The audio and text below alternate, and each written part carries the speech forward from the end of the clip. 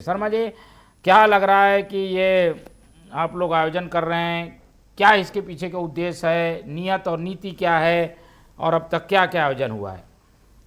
देखिए मोहन जी, निश्चित रूप से आज प्रधानमंत्री जी ने 12 साल पूरे किए हैं सेवा और सुशासन के। लगातार भारत को विकसित भारत बनाने की ओर लगातार उन्होंने निरंतर एक दिन की बगैर छुट्टी हुए लिए हुए लगातार भारत माता की सेवा के लिए लगातार वो काम कर रहे हैं। देखिए मोहन जी, अगर प्रधानमंत्री मोदी जी के कार्यकाल को आप देखेंगे तो मैं आपको 12 साल हुए तो 12 काम ही गिना देता हूँ। पहले में 2014 में 58 करोड़ से ज़्यादा जनधन अकाउंट खोले गए।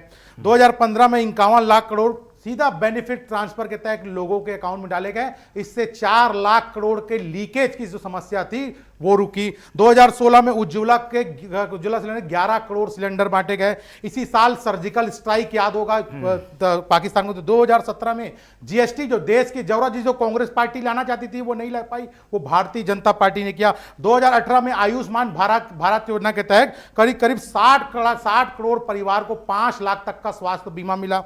2019 में आर्टिकल 370, यानी ये कोई कल्पना नहीं कर सकता इस देश से कभी हट सकता है, वो काम प्रधानमंत्री मोदी जी के नेतृत्व में 2020 में 220 करोड़ से ज्यादा लोगों को डबल डोज वैक्सीनेशन दिया गया।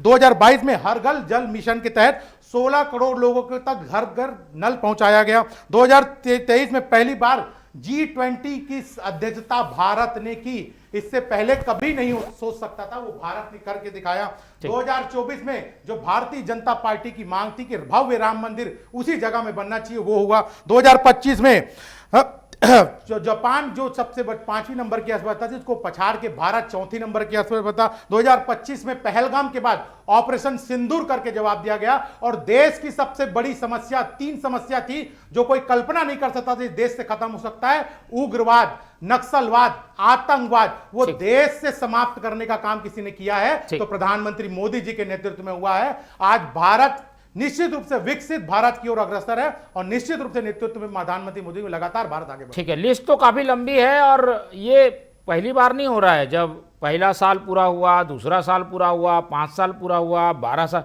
हर साल आप लोग कुछ ना कुछ इस तरीके की व्यवस्था करके उत्सव भी मनाते हैं। नया क्या है? तो अभी क्यों ये 12वें वर्ष में मनाया जा रहा है? देखिए आप मोहन जी, बहुत ही अच्छा सवाल है। अगर देश की जनता किसी को भी प्रधानमंत्री बनाती है, मुख्यमंत्री बनाती है तो जवाबदारी होती है।